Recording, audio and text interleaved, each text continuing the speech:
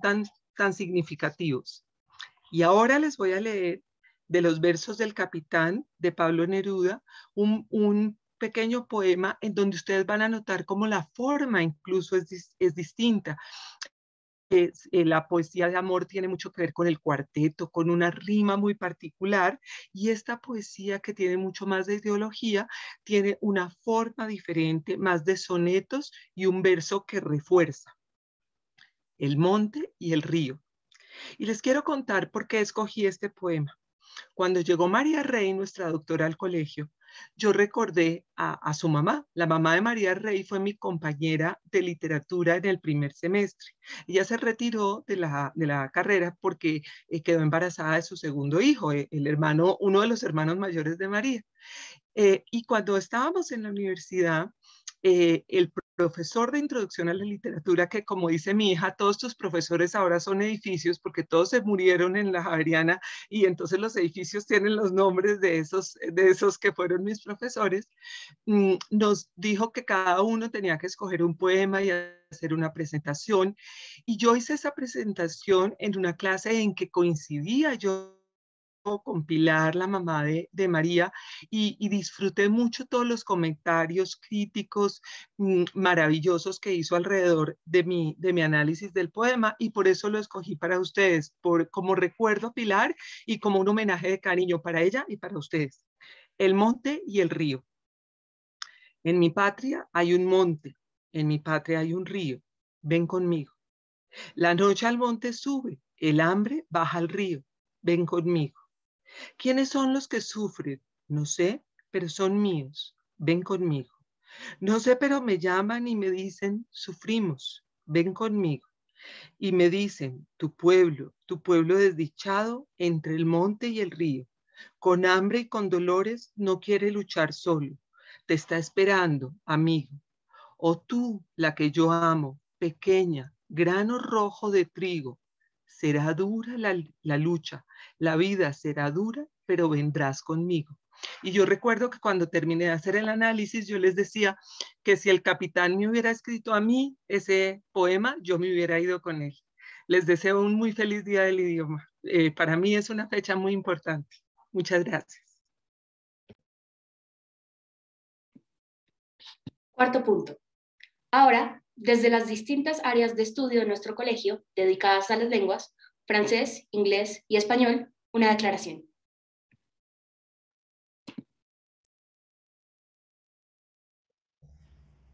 Une langue ne se fixe pas. L'esprit humain est toujours en marche, ou, si l'on veut, en mouvement. Et les langues avec lui. Les choses sont ainsi. Toute époque a ses idées propres. Il faut qu'elle ait aussi les mots propres à ses idées. Les langues sont comme la mer, elles oscillent sans cesse. À certains temps, elles quittent un rivage du monde de la pensée et en envahissent un autre. Ni les langues ni le soleil s'arrêtent plus. Les jours où elles se fixent, c'est les jours qu'elles meurent. Me permito citar al poeta Victor Hugo, quien es uno de los grandes representantes de la lengua francesa. Una lengua no es fija, el espíritu humano está siempre en marcha, o, si lo preferimos, en movimiento, y las lenguas junto con él. Las cosas son así, toda época tiene sus ideas y es necesario que también tenga las palabras para esas ideas. Las lenguas son como el mar, ellas oscilan sin cesar. En ciertos momentos abandonan una orilla del mundo de los pensamientos e invaden otra. Ni las lenguas ni el sol se detienen nunca. El día que se detengan será el día en que mueran. Bonne fête des langues. Feliz día del idioma. Good morning, fellow humans. Let us take today as an opportunity from a mindset of preservation and protection of our mother languages, foster awareness of linguistic and cultural diversity. Let this be a day to come back to our origins, to respect our individuality, and to acknowledge and appreciate otherness. What's language but a way to come back to oneself and to connect to one another? As Yasunari Kawabata states, quote unquote, the baby understands that its mother loves it. Words have their origin in baby talk, so words have their origin in love. Let that sink in. Words have their origin in love. And with those heartwarming words in mind, It's my honor to introduce a portrayal of the human struggle by both Catalina Calderón and David Vaillancourt's monologues recorded for the second trimester of the literature class within the character versus self and the character versus the supernatural conflicts in literature framework. Enjoy.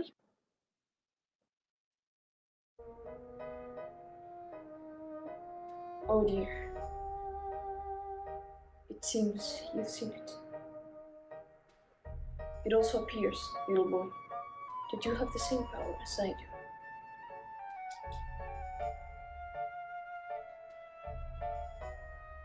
My name is Kira Yoshikage. I'm 33 years old. My house is in the northeast section of Mori, where all the villas are, and I am not married. I work as an employee for the Kamui department stores, and I get home every day by 8 p.m. at the latest. I don't smoke, but I occasionally drink. I'm in bed by 11 p.m. I make sure I get 8 hours of sleep, no matter what. After having a glass of raw milk and doing about 20 minutes of stretches, I usually have no trouble sleeping until morning. Just like a baby, I wake up without any fatigue or stress. I was told there were no issues at my last checkup. I'm trying to explain here that I'm a person who wishes to live a very quiet life. I take care not to trouble myself with any enemies, like winning and losing, that would cause me to lose sleep at night. That's how I'll deal with society. And I know, that's what brings me happiness. Although, if I were to fight, I wouldn't lose to anyone.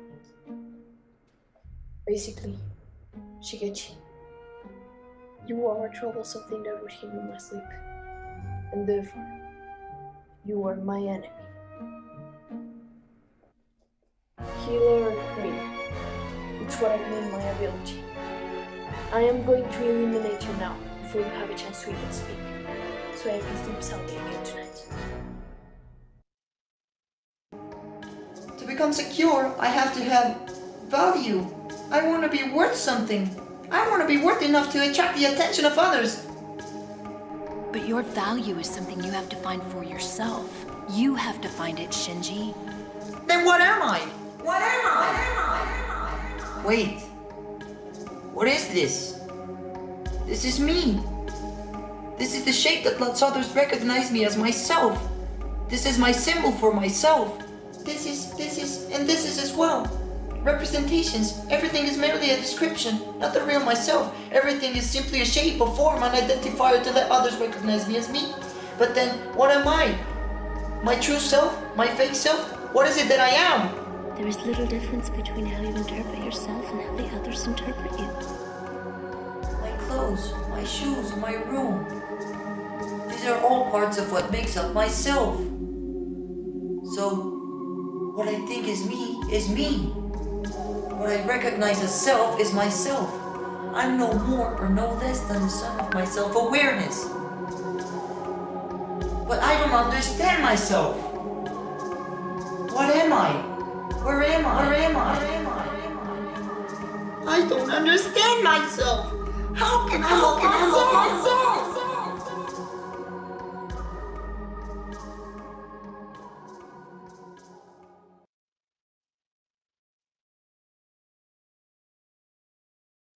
Bueno, antes del video, ¿me escuchan todos?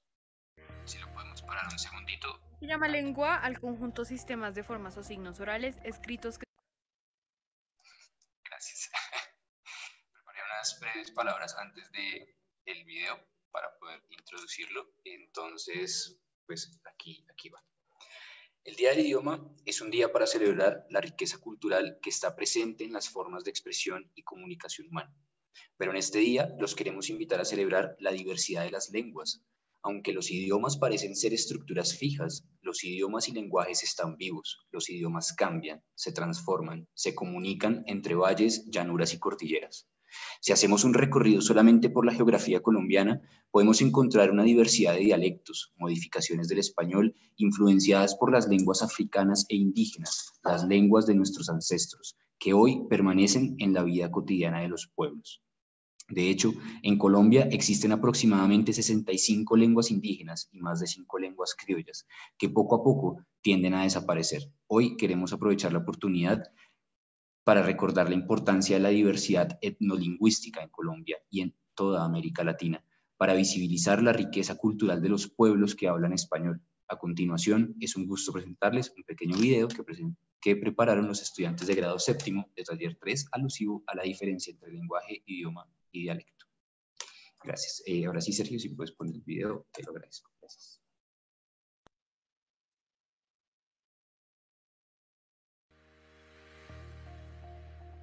Se llama lengua al conjunto sistemas de formas o signos orales escritos que sirven para la comunicación entre personas de una misma comunidad lingüística. La lengua es un inventario que los hablantes emplean a través del habla, pero no pueden modificar. El lenguaje es un sistema de signos a través de los cuales los individuos se pueden comunicar entre sí. Estos signos pueden ser sonoros, como el habla, corporales, como los gestos, o gráficos, como la escritura. Diferencias entre lengua y lenguaje. La lengua es un sistema de signos que varían dependiendo de la comunidad y el idioma que está constituido por las lenguas. El lenguaje es un sistema universal que usamos los seres humanos para expresar nuestros sentimientos, ideas y emociones por medio del habla o expresiones corporales. El lenguaje oral que se concibe como el desarrollo de la capacidad de comunicarse verbal y lingüísticamente por medio de la conversación en una situación. Lenguaje de señas. La lengua de señas constituye el elemento y es identificatorio para los sordos, y el hecho de que constituirse en una comunidad significa que comparten y conocen las normas de uso de esa lengua, ya que interactúan cotidianamente en un proceso comunicativo eficaz y eficiente. El lenguaje corporal es una forma de comunicación no verbal que se basa en gestos, posturas y movimientos del rostro y del cuerpo para transmitir información. Algunos ejemplos pueden ser mirarse a los lados, contacto visual, tocarse la nariz, etc. Hola, hoy vamos a hablarles de los dialectos. Un dialecto es una modificación en una lengua. Cuenta con cambios en la gramática, sintaxis, uso de oraciones, vocabulario y pronunciación. Lo que significa que cuenta con cambios en significado de algunas palabras, pronunciación, acento, estructura de las oraciones y uso cotidiano del lenguaje. El acento y el dialecto tienen una cosa en común: cambian la pronunciación de ciertas palabras. Sin embargo, el dialecto es mucho más complejo porque cambia la sintaxis, gramática y vocabulario de una lengua. A continuación, les daremos unas palabras al que el significado les cambia ligeramente en diferentes dialectos. Así como en otras regiones, Argentina también tiene unas palabras que se usan para referirse a diferentes cosas o acciones. Por ejemplo, che, que se usa para referirse a alguien de manera afectuosa; afanar, la cual significa robar; una luca, a la cual se refiere a 1000 pesos; me las tomo, que es una forma de referirse a me voy; y mala leche, que se refiere como a alguien que tiene mala intención o que desea hacer daño. El español es uno de los idiomas que más ha variado en América Latina. Desde su independencia, los españoles en 1830, si bien el idioma se mantuvo, varias expresiones y palabras fueron cambiadas según cada país. En Colombia esto no fue la excepción, sobre todo en la denominada región paisa de Colombia, la cual cubre los departamentos de Antioquia, Caldas, Risaralda y Quindío. Sus palabras más usadas son charro, visaje y cola. Charro significa en otras regiones de Santander que alguien es aburrido, pero en Antioquia significa para referirse a algo chistoso o vulgar, como por ejemplo decir usted es muy charro o algo así. Cola significa, por ejemplo, en ciudades como Bogotá, para referirse a que están atascados en tráfico se usa la palabra trancón. Pero en Antioquia se usa cola para decir como estoy en una cola, tipo significa que está atascado en el tráfico. En España hay muchos dialectos, pero el más conocido de ellos es el madrileño. Este es normalmente hablado en la zona metropolitana y este está compuesto por varias secciones del castellano. Entre este están el yeísmo, el deísmo, el laísmo y el loísmo. Y algunas de las palabras más usadas en Madrid son menda, que significa término para designarse a uno mismo; en darse al piro es como huir o irse; Canteo es dar la nota. Es un país ubicado en el norte del sur de América, el cual se habla español, solamente que de una manera distinta. El español en Venezuela se habla muy rápido, y les voy a explicar y dar 3 palabras que se usan en la vida cotidiana en Venezuela. Una es chamo, que chamo es como decir niño o niña, en el caso puede ser chama. Y una frase puede ser como, epa chamo, ¿cómo vas? Eso es decir, hola niño o hola niña, ¿cómo vas? La segunda palabra es cónchale, que es una expresión como de lástima, como cónchale, como cónchale, como lástima que no sucedió, ¿no? Y la tercera palabra es burda, que burda se puede usar de 2 maneras, de mucho o de muy, como eres burda de alto, como eres muy alto, o tienes muchos amigos, tienes burda de amigos, así. El dialecto mexicano usa varias palabras que se utilizan a lo largo de Latinoamérica o España, pero con diferente tipo de escritura y diferente significado. Se hablan 364 variantes de lengua que vienen de 68 grupos diferentes de indígenas. Estas variantes siguen en pie para mantener la diversidad junto a la información. Hay solo un tipo de dialecto, pero diferentes acentos y variantes. Por ejemplo, el noroeste, el medio septentrional, el centro, el bajío y el occidente, entre muchos más. Hay palabras que tienen un significado completamente diferente al de otros países, o incluso expresiones que pueden llegar a sonar raras en diferentes zonas. Por ejemplo, mamá, te la bañaste al hacer el sándwich. ¿Qué significa te la bañaste? Por ejemplo, en España, bañar significa duchar o enjuagar algo, lo mismo que en Colombia, Argentina y Ecuador. Pero en México, te la bañaste o bañar significa exagerar. Por ejemplo, dice, te exageraste al hacer el sándwich. O cuando alguien dice arre. Arre es una expresión que se usa para decirle a un animal que se mueva. Pero en estos casos, si alguien te dice, mamá, vamos a la tienda, tú le dices arre, estás afirmando y estás diciendo, sí, hagámoslo. Gracias. Para cerrar, un dialecto es una modificación de una lengua. Se habla en regiones específicas por comunidades determinadas. Permite expresar adecuadamente la identidad cultural de todos los pueblos.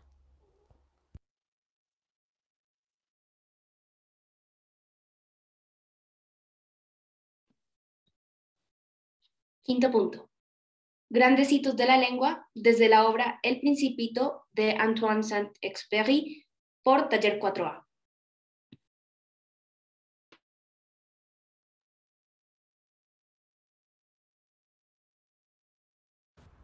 Lorsque j'avais 6 ans, j'ai vu une fois une magnifique image dans son livre sur la forêt vierge qui s'appelait Histoire vécue. Ça représentait un serpent boa qui avalait une feuille. Voilà la copie du dessin. On disait dans le livret, le serpent boa avalait leur pourriture entière, sans sa mâchoire. Ensuite, ils ne pouvaient plus bouger et ils dormaient pendant les 6 mois de leur digestion. J'ai alors beaucoup réfléchi sur l'aventure de la jungle et à mon tour, j'ai réussi avec un crayon de couleur à tracer mon premier dessin. Mon dessin numéro 1, il était comme ça. J'ai montré mes cheveux à une personne et je lui demandais si mon dessin le fait peur. Elle m'a répondu pour qu'un chapeau ferait-il peur.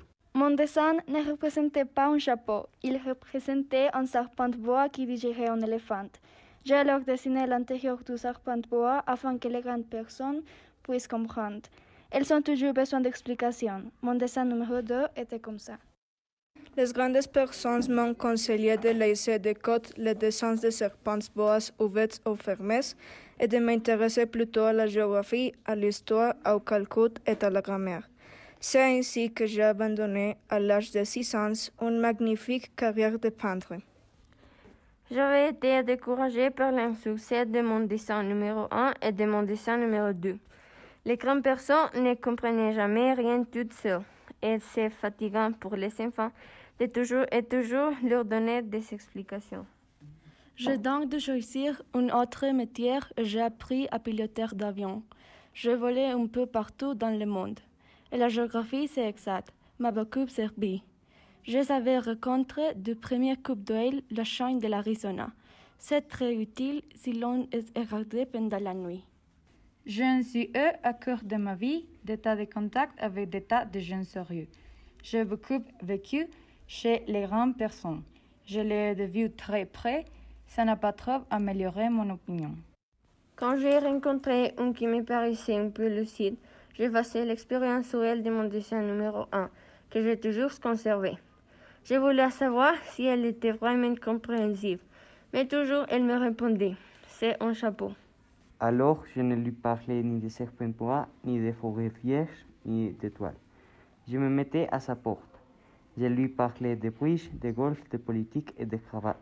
Et les grandes personnes étaient bien contentes de connaître un homme aussi raisonnable. Chapitre 2.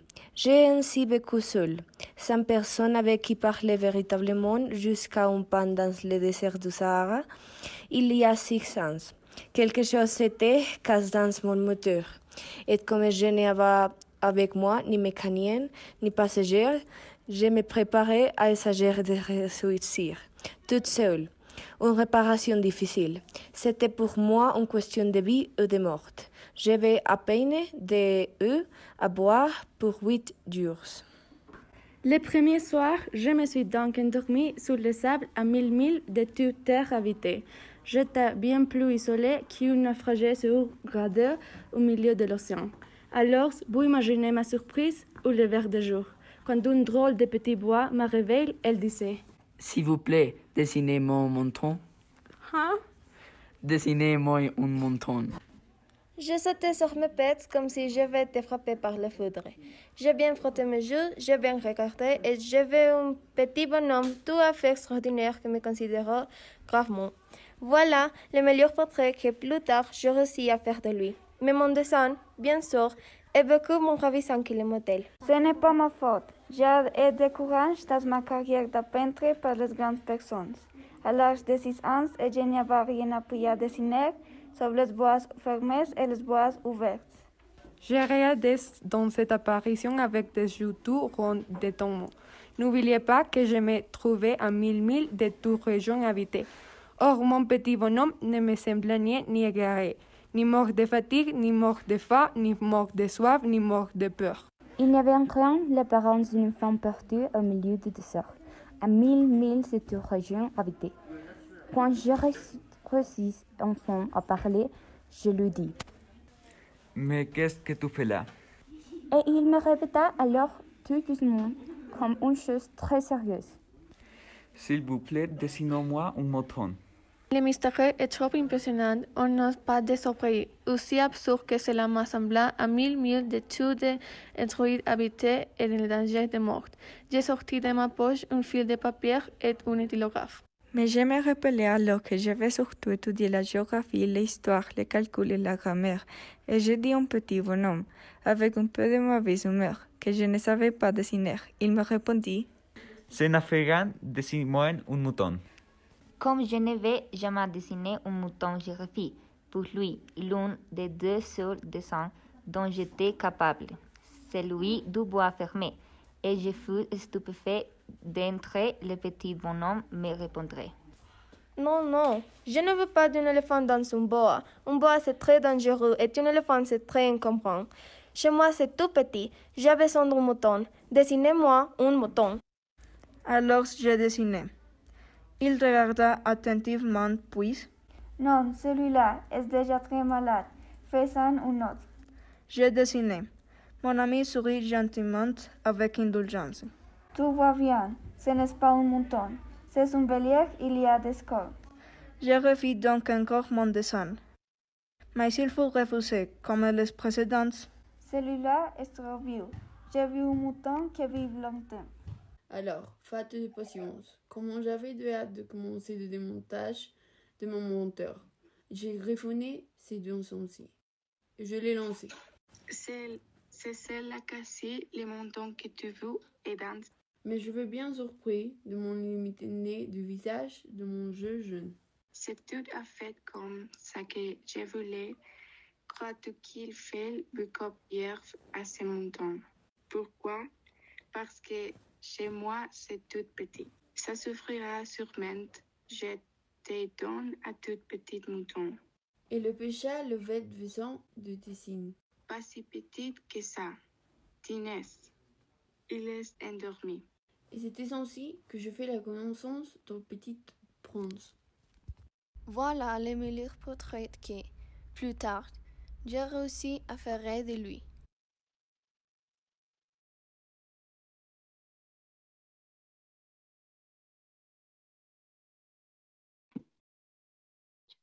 Sexto punto. Un espacio para el periódico escolar The Pearler. Representantes de los talleres 3 y 4 nos hablarán sobre el contenido del periódico.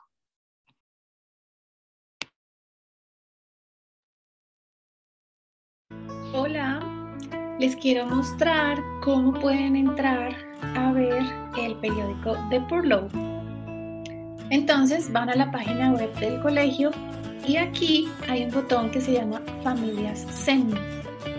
En este botón, aquí está The Purlow. Le dan clic y ahí aparecen las 3 ediciones. Le dan clic a una de ellas y ahí la pueden leer.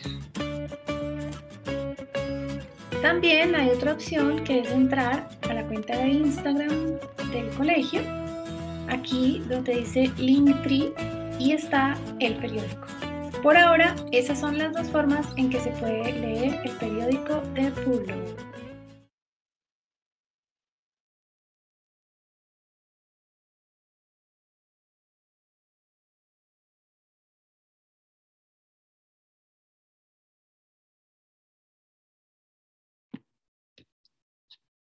Séptimo punto. Grandes hitos de la lengua, Macbeth, de Shakespeare, y el Quijote, de Cervantes, por el curso 4C. Las tristezas no se hicieron para las bestias, sino para los hombres. Pero si los hombres las sienten demasiado, se vuelven bestias. Esta es una de las frases célebres de uno de los personajes más icónicos en la literatura hispanohablante. Don Quijote de la Mancha, una novela escrita por Miguel de Cervantes, agarró todo lo que conocíamos sobre cómo crear una buena historia y nos mostró que no hay límites dentro de lo que pueda causar un gran impacto en las personas. Ya sea la trama, los personajes, el drama, las emociones que pueden llegar a transmitir unas cuantas frases, es en esencia lo que nos permite entender más allá del simple significado de la palabra. Algo que va más allá de los límites de un diccionario. Podemos leer y al mismo tiempo visualizar la escena sin necesidad de una imagen. Podemos crear sin tener una referencia visual. Con el simple hecho de leer, podemos transmitir mensajes los cuales tienen forma clara y no se limitan al espectro visual básico de nuestros ojos. En honor a este sentimiento que causa la literatura, en el día de hoy quisimos hacer un homenaje al Día del Idioma, hacer un homenaje al Quijote y a cómo esta obra ayudó a guiar este ideal al pasar el tiempo. Para esta ocasión, decidimos que esta vez leeremos las imágenes que representan una escena. Describiremos lo que ocurre en cada imagen detalladamente. Esta vez, las imágenes nos permitirán entender la belleza que oculta a simple vista. Dicho esto, esperamos de corazón que disfruten este pequeño regalo y que les sirva como referencia en un futuro cercano.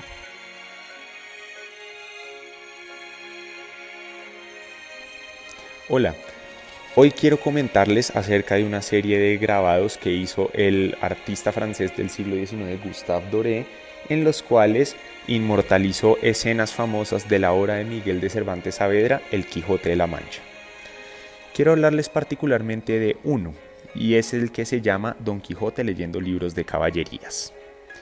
Este grabado muestra la escena inicial de la obra de Cervantes, y ahí podemos ver a Don Quijote, el protagonista de la novela, sentado en el sillón de su sala y está rodeado por artículos de caballería como lanzas y escudos.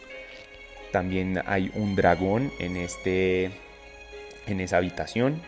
Vemos también varias esculturas de criaturas y seres mitológicos. Y lo más importante, vemos al Quijote, que sostiene en una mano una novela de caballería y en la otra mano sostiene una espada. ¿Qué podemos decir de esto? Yo creo que lo que podemos decir principalmente es que el Quijote está atrapado por lo que nos quiere contar la historia, lo que le quiere contar la historia de caballeros que él está leyendo. Vemos que hay varios libros desparramados por el suelo, posiblemente porque él ya los leyó, pero este que sostiene particularmente lo tiene enganchado.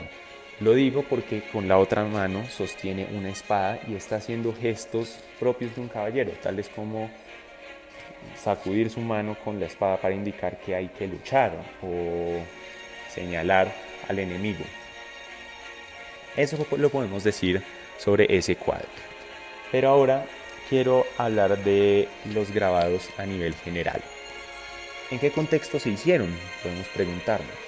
Bueno, Doré los hizo a mediados del siglo XIX, tras haber viajado durante buena parte de la década de 1860 por España. A él, en ese viaje, Doré notó la importancia que le daban los ciudadanos españoles a esta obra de Cervantes, y por lo tanto eso lo inspiró a hacer un total de 113 grabados,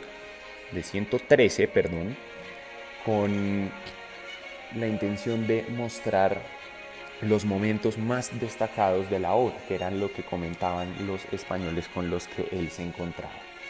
Eso nos lleva a la segunda pregunta: ¿cuál es el valor que tienen estos grabados?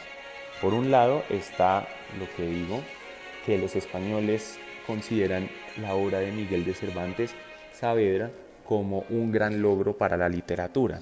Entonces Doré se sintió movido por esta actitud y, como dije anteriormente, quiso plasmar los momentos más célebres de la novela en sus grabados.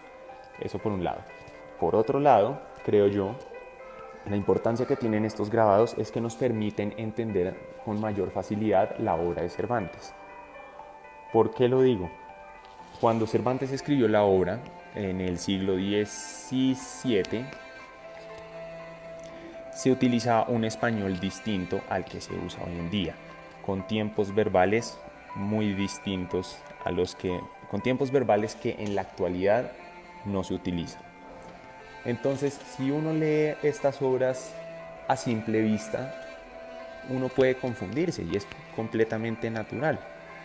Pero entonces, los grabados de Doré contienen tantos detalles en términos de que no solo muestran al Quijote, sino también sus pensamientos, cómo se imagina él en la batalla, muestra todos los detalles que quiso escribir Cervantes de una manera que es más fácil para nosotros asociar la representación con el texto y de esa manera decir, ok, esto es lo que está pasando, y no quedar confundidos como podría pasarnos si solo leemos el texto.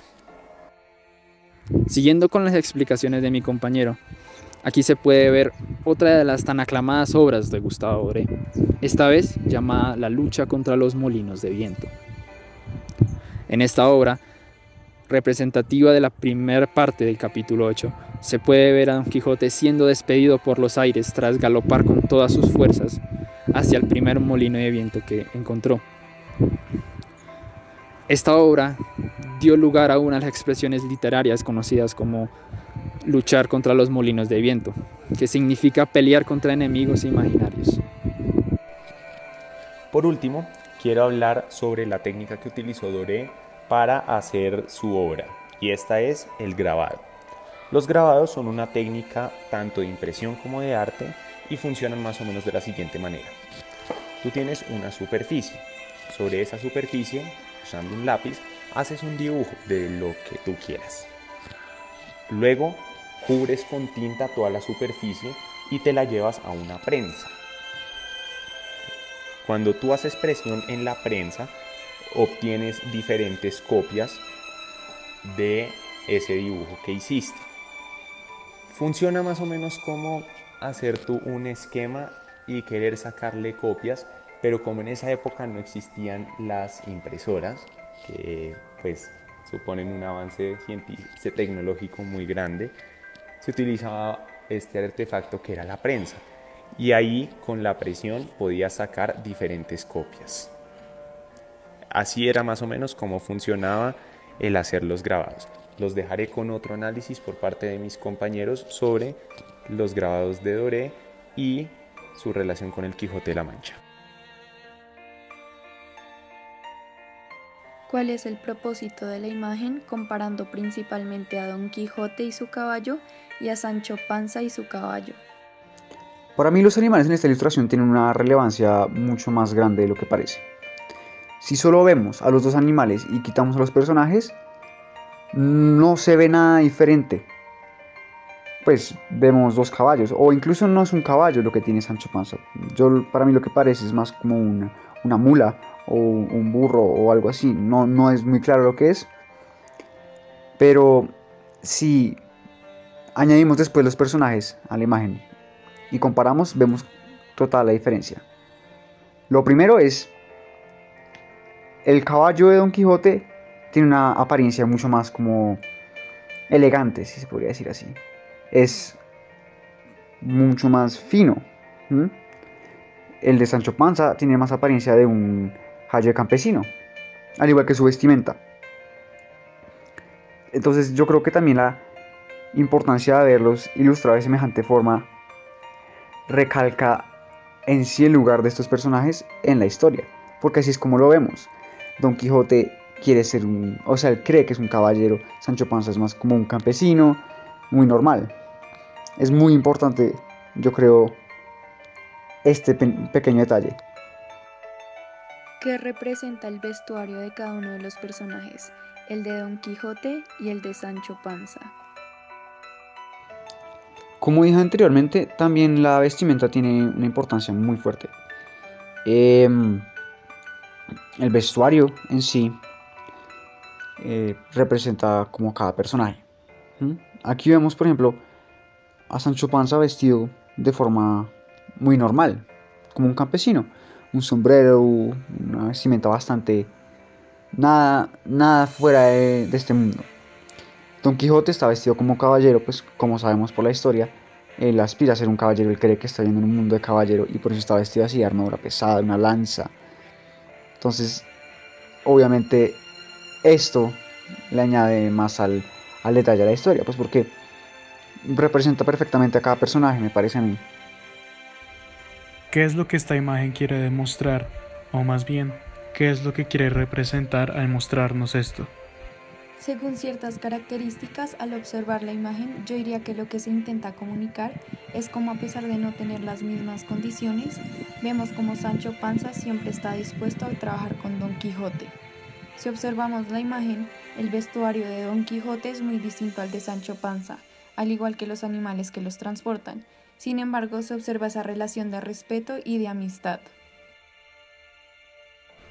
¿Qué es lo que posiblemente se pueda deducir de la imagen a continuación? Lo que ocurre en esta escena es que Don Quijote y Sancho Panza se iban a quedar en una villa, pero no se pudieron quedar ya que los dueños de la villa les iban a cobrar por la estadía, pero Don Quijote no estaba de acuerdo, ya que él pensaba que como él estaba ayudando a la gente alrededor del mundo, a él le tenían que dar los recursos y los servicios gratis, pero ese no fue el caso de esta villa, por lo que después Don Quijote tomó la decisión de irse temprano de la villa. Pero Sancho Panza se quedó atrás y los de la taberna lo acorralaron y le dijeron que él tenía que pagar por lo de Don Quijote y por lo de él, pero él no estaba de acuerdo porque pues Don Quijote y él son personas diferentes que él porque tenía que pagar también lo del Quijote, por lo que se creó un conflicto y los de la villa decidieron echarlo, por lo que cogieron una sábana, lo pusieron en la mitad y con los extremos lo tiraron para arriba y lo lanzaron hacia la entrada, donde se encontró a Don Quijote y Don Quijote trató de ayudarlo para que pudieran seguir con su recorrido.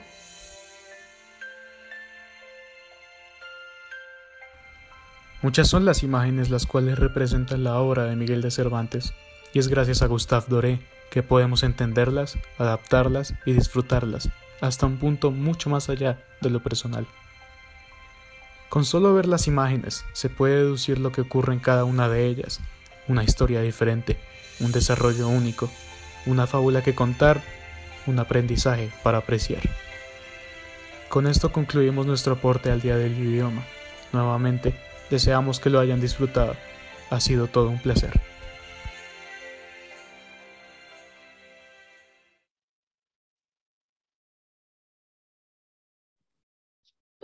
Antes de continuar con nuestro siguiente punto, vamos a hacer un pequeño paréntesis en el cual nos van a hablar algunos estudiantes de taller 3 y taller 4 sobre el periódico escolar.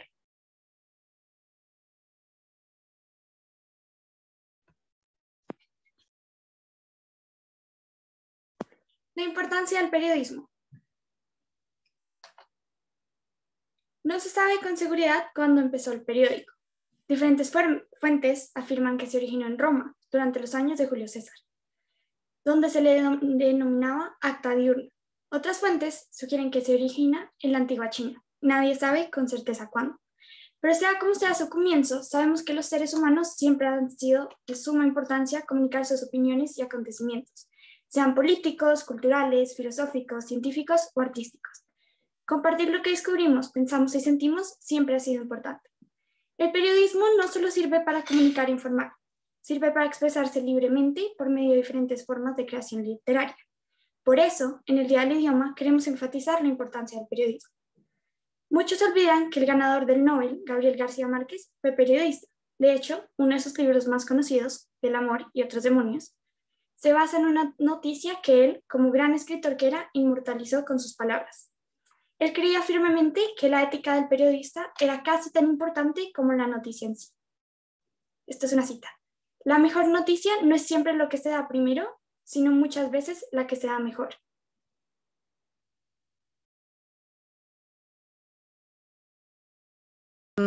Ok, yo les voy a hablar de leer para otros y escribir para otros y leerlos a ellos, ¿ok? Leer a otros y escribir para otros, inspirar a otros y conectar con ellos. Hay un momento que la gente puede sentirse perdida, adormecida, vivir una época en la que experimenta mucha soledad. Por ejemplo, personalmente he tenido varios momentos así y mi ser positivo y fuerte me empujó durante este periodo a quedarme en ese espacio porque sentí que debía explorar mi interior. Y mi exploración fue a través de la escritura. Al escribir solo nos tenemos a nosotros mismos para honrar, respetar y aceptar todo lo que somos, nuestras luces y nuestras sombras. Al leer y escribir a otros se forma una cadena muy extensa que nos conecta. Al involucrarnos en la escritura, un trabajo creativo, pasamos del entumecimiento por no hacer nada a sentir, de la negación a la aceptación, del conflicto y el caos al orden y la resolución, del enojo y la pérdida al crecimiento profundo, y de la tristeza a la alegría. Por otro lado, leer a alguien que transmite algún tipo de idea con la que te sientes identificado o te interese, te inspira de algún modo. Leer causa preguntas, causa dudas y causa incertidumbre. Claro está que leer no es para todo el mundo, pero si lees algo que te causa interés, seguramente quedará plasmado en tu mente por un largo tiempo y de alguna mente cambiará la manera en la que piensas. Leer a otros es reconocer que hay realidades cercanas a las tuyas. Bueno, ahora yo les voy a contar un poco sobre los diferentes temas y segmentos que hemos hecho en estas pasadas ediciones, sobre todo las dos que han salido este año. Primero, pues aclarar que siempre el periódico está abierto a nuevas recomendaciones y nuevos aportes diferentes a los que ya tenemos establecidos. Pero igualmente pues hay unos segmentos que han estado como en todas las ediciones. Por un lado son los artículos de opinión y crónica. En la primera edición contamos con una crónica de Lucía Romero llamada Mi viaje a Casanare y en esta última edición un artículo de opinión por María José Alford llamada Nosotras somos las mujeres subterráneas. Digamos, este segmento es muy abierto a las opiniones personales y los puntos de vista de cada editor y escritor que participa en el segmento. También Amaranta Tú y Mariana Rodríguez crearon otra columna llamada Emprendimientos Colombianos. En la primera edición de febrero hablaron sobre sostenibilidad y en la edición anterior de marzo se enfocaron en emprendimientos femeninos. Pues también hay que aclarar que en la edición de marzo estábamos reconociendo pues el Día de la Mujer, entonces toda la edición estaba pues centrada alrededor de eso. Entonces es posible que a veces hayan temáticas y que pues la edición tenga como pues, un mismo tema. También tenemos perfiles donde dos estudiantes de taller 3, Catalina Torres y Úrsula García, hablan de mujeres que pusieron el mundo de cabeza. Y en la última edición de marzo, Mariana Rodríguez también se unió a hacer un perfil sobre una artista llamada Hilma af Klint. También hay otra columna de cine en la que participo yo y Martín Vélez, llamada Mauvais Goût, que significa mal gusto. Hacemos reseñas, analizamos películas y pues sí, estamos centrados alrededor del cine. También siempre se incluye una sección donde mezclamos gastronomía y francés. Entonces han participado Mayna Willes y Isabela Troncoso hablando de recetas en francés, pues también para aclarar que el periódico no es solamente en español, sino que también tenemos, pues es trilingüe, tenemos, digamos, la edición, el segmento de cine está escrito en inglés y también tenemos en francés y pues en español. Y finalmente, para terminar con cada edición, tenemos un aporte de Catalina Calderón con caricaturas que ella misma hace. Y aparte de estos segmentos que son como los más definidos, siempre hemos dado espacio como otros diferentes. Por ejemplo, en la edición pasada, Mayna Willes hizo un pequeño artículo sobre el lenguaje de señas, y en la edición que sale hoy tenemos un nuevo aporte de Juan David Parra y nuevos segmentos de secciones que no han sido mencionadas por Isabela Troncoso y Mayna Willes. Finalmente les quiero leer un segmento del artículo de María José Alford llamado Nosotros somos las mujeres subterráneas, que dice lo siguiente: porque la mujer subterránea somos todas, somos aquellas que nos desplazamos sin hacer ruido, silenciosamente por debajo de la superficie de las cosas, ya sea la vida o la literatura, como si el trabajo que realizamos o la obra que escribimos fuera invisible a los ojos de la crítica, de la sociedad, como si lo único importante fuera nuestra cara, nuestra edad, nuestra familia. Espero que este segmento los invite a seguir leyendo pues, ese artículo y a seguir mirando todo el otro material que está en las ediciones, que pues todo es muy chévere. Listo, y para terminar con esta pequeña intervención queremos darles las gracias a todos por su atención y tiempo. Esperamos que se animen a participar en este proyecto. Recuerden que si están interesados o interesadas en unirse a The Perlo, pueden hablar con Caro Echeverry, Geraldine o Camilo. Nosotros nos reunimos todos los miércoles a las 3:45 de la tarde en el site del periódico, que pueden encontrar al lado del site de la sala común. Y también, para que tengan en cuenta, pueden participar cuantas veces quieran sin tener que comprometerse a ediciones futuras. Si, por ejemplo, solo quieren publicar un texto una vez, es totalmente posible. Esperamos que disfruten los textos que hemos escrito con mucho esmero cada mes, y hoy mismo sale la 4ª edición del periódico. Entonces, ya con esta información que les dimos, les invitamos a que lo lean y lo compartan con sus familias y amigos. Muchas gracias y feliz Día del Idioma.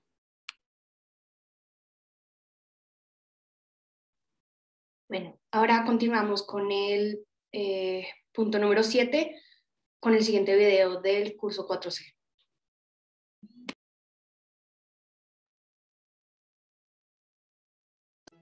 Hola, bienvenidos al Día del Idioma. Para los que no me conocen, soy William Shakespeare, actor, escritor y poeta. Y hoy vengo directamente desde el santuario de la iglesia parroquial La Santísima Trinidad, donde estoy muerto. O sea, soy un fantasma. Vine porque mis apreciados amigos me pidieron contar un poco sobre mí. Yo nací en Stratford-upon-Avon en 1564. Soy uno de 8 hermanos. Imagínense, éramos 8 y tuve el privilegio de ir a la escuela de gramática. Me casé con Anne Hathaway. No es esta. O bueno, es posible que sí, porque yo a mi esposa le prometí que estaríamos muchas vidas juntos. Y díganme si el esposo de Anne Hathaway no se parece a mí. Pero bueno, después de casarme me fui para Londres, donde empecé mi trabajo como dramaturgo, en la compañía de Lord Chamberlain's Men. Entre 1593 y 1594, mis primeras obras publiqué, y en mi vida alcancé a escribir 36 obras de teatro y 375 poemas. Una de las más populares fue Macbeth, de la cual mis amigos les contarán más. Espero disfruten esta maravillosa obra como a todos los de mi época la disfrutaron. Gracias. Macbeth, acto 1, escena 1. Las brujas anuncian que algo malo va a pasar. Primera escena, un lugar solitario, truenos y rayos. Llegan 3 brujas. ¿Cuándo volveremos a encontrarnos nuevamente las 3? ¿Alguna ocasión que truene y caigan rayos y centellas o cuando llueva? Después de que acabe el estreno, cuando se haya perdido y ganado la batalla. Eso sucederá antes de ocultarse el sol. ¿Y dónde nos veremos? Entre los matorrales. Allí nos encontraremos con Macbeth. Voy, Andrajosa. Ese espantajo nos llama. De inmediato. Lo hermoso es horrible y lo horrible hermoso. Volemos a través de la niebla y del aire corrompido. Oh, wow. Shakespeare está lleno de todo tipo de aspectos sobrenaturales. Sueño de una noche de verano es el ejemplo más obvio, pero gracias a las brujas que introducen la obra, Macbeth también resalta en este aspecto. Es un inicio súper tétrico. Anuncian que la pelea terminará después de que acabe el estruendo. That will happen before sunset. Eso es lo primero que ve el espectador, el cual aún no sabe de qué pelea están hablando. Ya desde el principio nos están avisando el final. Es una herramienta que se le entrega al espectador. Hay quienes pueden decir que una historia no tiene sentido si ya desde el principio te dicen qué es lo que va a suceder, pero esto le da más enfoque a cómo va a suceder. Otra premonición menos literal que está dirigida al espectador es la totalidad de la escena. Le están mostrando qué tipo de obra acabo de entrar a ver. Es un inicio muy diciente. La frase final, lo hermoso es horrible y lo horrible hermoso, es una traducción de fair is fall and fall is fair. Pero en otras versiones lo han traducido como el mal es bien y el bien es mal. En solo la primera escena nos están explicando que habrá una batalla en la cual un lado perderá y uno ganará. Pero también nos explican que esto no quiere decir que haya un lado bueno y uno malo, pues como dice el dicho colombiano, una cosa es una cosa y otra cosa es otra cosa. Vemos como Shakespeare no se anda con rodeos, nos está contando desde el principio el tipo de obra que vamos a ver, para que al que de verdad le interese, se quede. ¿A ti te interesa? Lo que a ellos les ha embriagado, a mí me presta osadía. Lo que los ha dominado, a mí me anima. Es silencio. Es el búho que con su canto da la sensación que da el carcelero con su visita nocturna a los condenados. ¿Lo habrá hecho ya?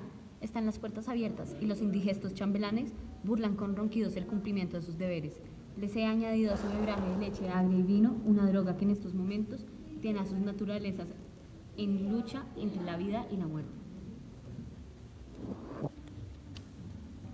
Ay de mí, temo que hayan despertado y no esté dado todavía el golpe, porque la tentativa, no el hecho, sería lo que nos perdería. Chiste.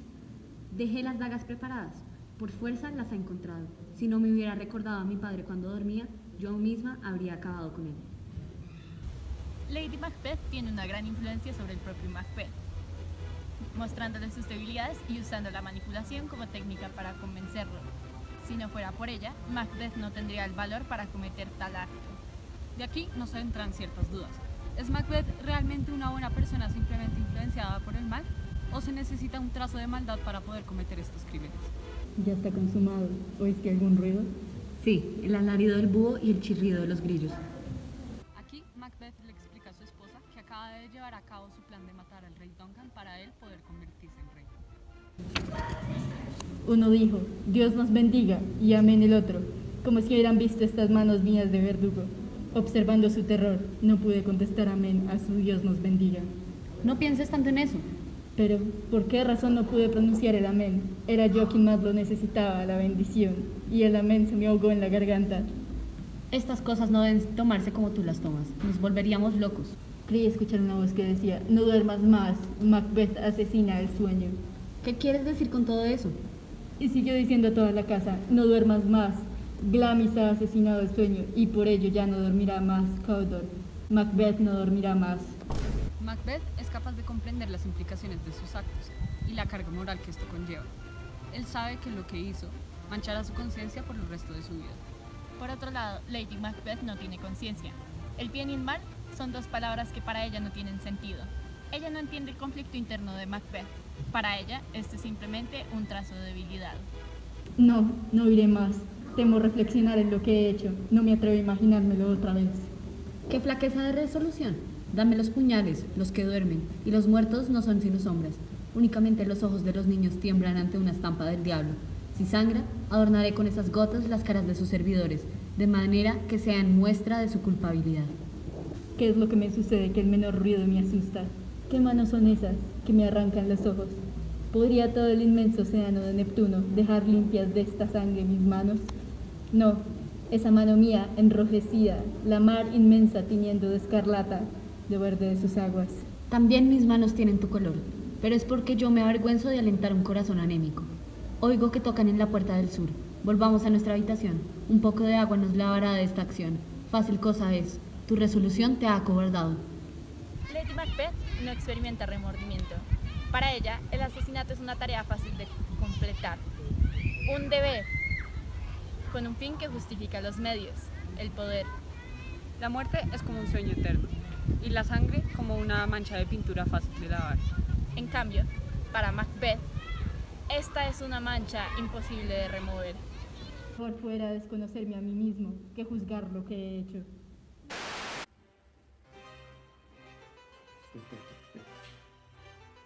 Macbeth, mi amigo de toda la vida.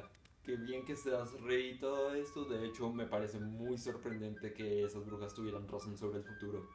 Recuerda, mi amigo, que las brujas dijeron que tus hijos iban a ser reyes en el futuro. Espero que ese deseo se cumpla. Oh no, no puedo dejar que eso suceda. No puedo dejar que eso suceda. ¡Oh no! Señor, déjenoslo a nosotros. Tienen que matar a él, tienen que matar a Fleas, remordimientos, tienen que...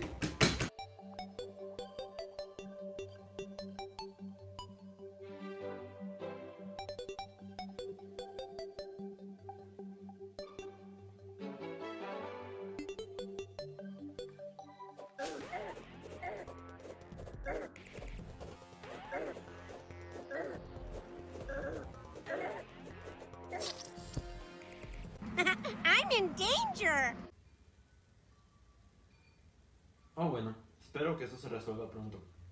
Oye, ¿tú quién eres? Yo soy la culpa. Como digas. Te voy a llevar este cuchillo mientras duermes. Este tercer acto revela las verdaderas facetas de Macbeth como personaje, tan obsesionado con encontrar y cumplir su destino que no se da cuenta de que a través de actos atroces lo está moldeando. Shakespeare tiene una forma graciosa de hacer premoniciones, como si todos los personajes fueran más o menos omniscientes en la historia. Este carácter de Lady Macbeth o de Macduff le da mucha más profundidad a la psicología de cada uno, ya que Macbeth vive preocupado siempre por quienes le tendrán sospecha, por quienes habrán escuchado más de lo que deberían. La culpa es un factor presente en la novela que demuestra siempre que Macbeth es consciente de las tragedias que han ocurrido por su mano. El fantasma de Banquo, apareciendo un poco después de que Macbeth secretamente ordena su muerte y la de su hijo, despreciando completamente a su amigo como si no lo conociera, demuestra que cada gota de sangre derramada por él tiene sus repercusiones y le causan heridas a él mismo, demostrando por su obsesión y demencia crecientes a través de la novela que se manifiestan en conversaciones con su esposa y en monólogos que al fin de cuentas intentan demostrar que todos somos capaces de hacer cosas malas. La diferencia está entre aquellos que están desesperados por crear su destino y aquellos que lo aceptan de la forma que venga.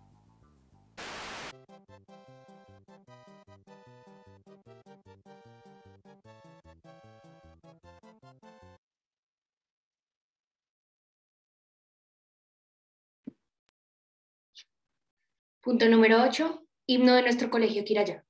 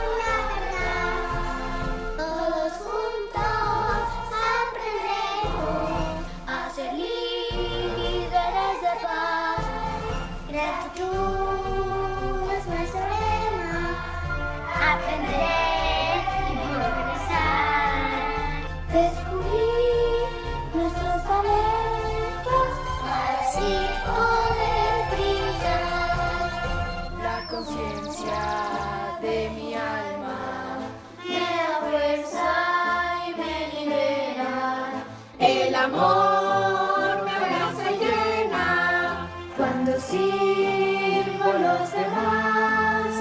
dejando que sea la huella.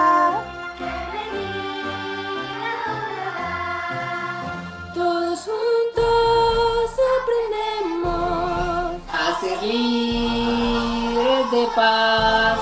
gratitud es nuestro lema. Aprender y progresar. Descubrir nuestros talentos Para así poder